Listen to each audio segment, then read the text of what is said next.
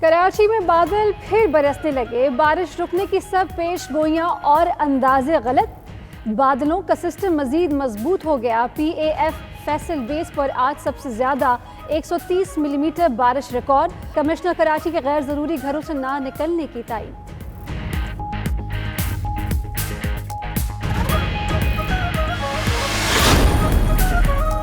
मुश्किल की घड़ी में कराची को अकेला नहीं छोड़ेंगे। वजीर आजम इमरान खान का सिंध में हालिया बारिशों पर का इजहार। गवर्नर को फोन करके रिलीफ कोशिशें मजीद तेज करने की हिदायत। इमरान इस्माइल ने 92 न्यूज से गुफ्तगू में कहा, कराची में का अमल तेज कर दिया, उन तक खाना भी पहुंचा रहे हैं।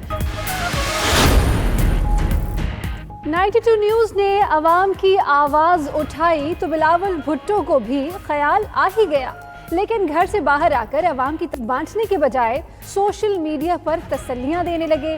ट्वीट में कहा, उन्हें दुआएं दें जो शहरियों की मदद कर रहे हैं। बिलावल भुट्टो का वजीर आला सिंध से टेलीफोनिक राबता भी हुआ। बारिशों से पैदा हालात में हर मुमकिन इक़दाम की हिदायत।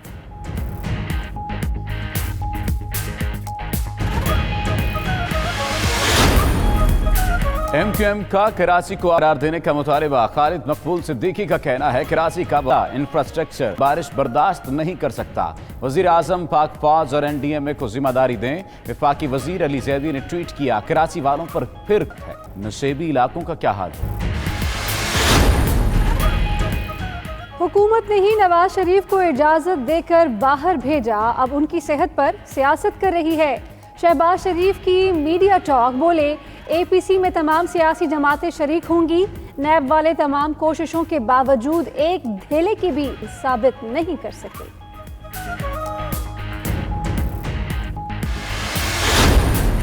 मनी लॉन्ड्रिंग और साजात केस में शहबाज शरीफ खानदान के लिए मुश्किलात। एहतसाब अदालत लाहौर का सुलेमान शहबाज करके पेश करने का हुक्म। शहबाज शरीफ के दामाद हारून यूसुफ के भी जारी। अदालत ने शहबाज शरीफ की 2 बेटियों और बेगम नुसरत शहबाज को 10 सितंबर को तलब कर लिया। शहबाज शरीफ और हमजा शहबाज की पेशी पर लीगी कारकुन ना रहे।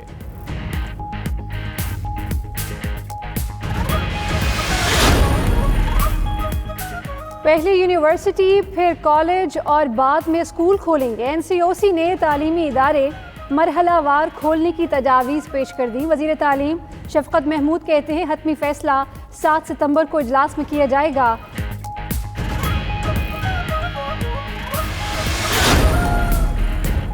वज़ीर आला उस्मान बुज़दार की हज़रत बाबा फरीदुद्दीन मसूद गंज शकर रहमतुल्लाह ताला अलैह के मज़ार पर हाज़री, चादर पोशी की। पाकिस्तान की तरक्की और सलामती और अवाम की खुशहाली के लिए दुआ मांगी। मज़ार के अहाते में कायम कंट्रोल रूम का दौरा भी किया। कहते हैं, तहम्मुल, बर्दाश्त, रवादारी और भाईचारे का फ़रोग़ औलिया कराम की तालीमात का खासा है। वज़ीर आला बाद में कैनाल रेस्ट हाउस साहिवाल पहुँच गए।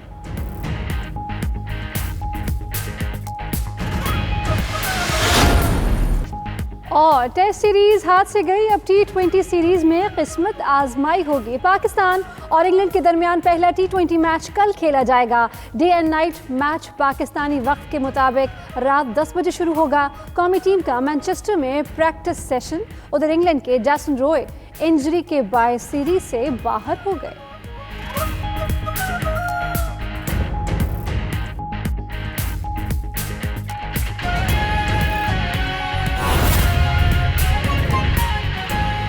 खैबर पख्तूनख्वा में गैर रजिस्टर्ड हाउसिंग सोसाइटीज़ की भरमार हो चुकी है। दस्तावेज़ात के मुताबिक सिर्फ 11 अजला में 160 गैर रजिस्टर्ड हाउसिंग सोसाइटीज़ कायम हुई हैं।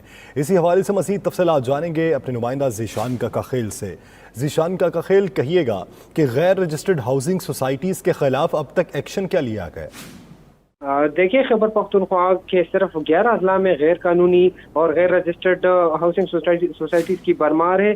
सिर्फ इन 11 अजला में जो है 215 हाउसिंग सोसाइटीज़ कायम की गई है, जिनमें से 160 गैर रजिस्टर्ड है।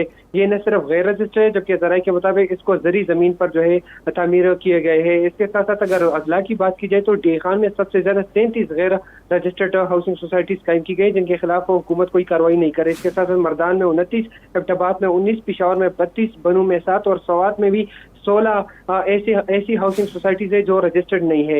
हुकूमत के पास जो है कोई खास कानून साजी नहीं है और न ही वो कार्रवाई कर रही है। यही वजह है कि लोकल गवर्नमेंट ने बार बार मुतल्लिका TMA से इन गैर रजिस्टर्ड हाउसिंग सोसाइटीज की तफसीलात तलब की, लेकिन किसी TMA ने भी जो है ये डाटा जमा नहीं किया कि कितनी हाउसिंग सोसाइटीज है और वो रजिस्टर्ड है आया, ये भी है भी नहीं। इसके साथ जब हमारी बात हाउसिंग सोसाइटीज के जो मिनिस्टर है उनसे हुई तो उनके मुताबिक ये म्यूनिसिपल इदारों का काम है कि वो इनको रजिस्टर कराए। जी, म्यूनिसिपल इदारों का ये काम है कि वो रजिस्टर्ड करवाए। बहुत शुक्रिया ज़ीशान काका खेल। नाज़रीन, गिलगित बल्तिस्तान में रवा साल ही इलेक्शन करवाने का फैसला कर लिया गया है। Chief election commissioner Gilgit Baltistan Raja Shahbaz Khan का कहना है कि वजाहती बयान सामने आ गया है। कहते हैं कि इंतखाबात इसी साल ही होंगे। इसी हवाले से मज़ीद तफसीलात जानते हैं गिलगित से मेराज आलम की इस रिपोर्ट में।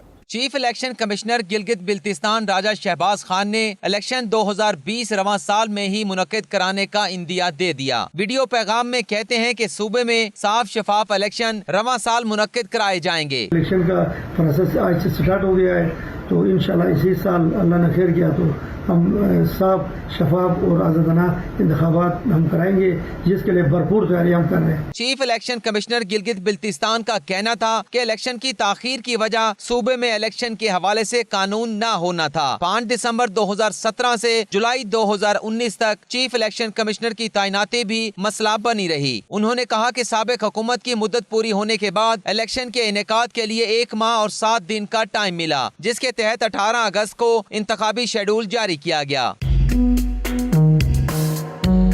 चीफ इलेक्शन कमिश्नर ने मजीद बताया कि 18 अगस्त 2020 के शेड्यूल पर मुख्तलिफ सियासी हलकों की जानिब से एतराजात सामने आए, जिस पर हमने इलेक्शन के हवाले से ऑल पार्टीज कॉन्फ्रेंस बुलाई। उनका कहना था कि नादरा से मरदमशुमारी का रिकॉर्ड हासिल कर लिया है, जिसके तहत सूबे में इंतखाबात के इनेकाद के लिए काम शुरू कर दिया गया है। कैमरा टीम के साथ मेराज आलम, 92 न्यूज, गिलगित।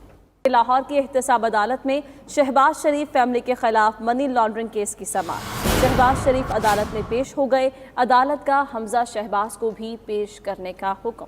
इसी हवाले से मज़ीद तफसीलात जानेंगे अपने नुमाइंदा शकील सईद से। शकील सईद, कहिएगा, नैब प्रोसिक्यूटर की जानिब से हमजा शहबाज को पेश करने के हवाले से क्या कहा गया है? जी बिल्कुल, आज एहतसाब अदालत में शहबाज शरीफ और हमजा शहबाज समेत फैमिली के दीगर मेंबरान के खिलाफ मनी लॉन्ड्रिंग, नाजायज असासाजात और रमजान शुगर मिल केस की समाअत जो है वो एहतसाब अदालत में हो रही है। जज जवादुल हसन जो है वो केस की समाअत कर रहे हैं। शहबाज शरीफ अदालत में पेश हो चुके हैं, जबकि हमजा शहबाज को अभी थोड़ी देर तक जो है वो पेश कर दिया जाएगा। केस की समाअत के दौरान नैब जो शहबाज शरीफ के वकील जो है अमजद परवेज वो पेश नहीं हुए। उनके जूनियर की तरफ से अदालत को बताया गया कि अदालती छुट्टियों की वजह से वो आज नहीं आए, लिहाजा केस की समाअत जो है वो मुलतवी की जाए।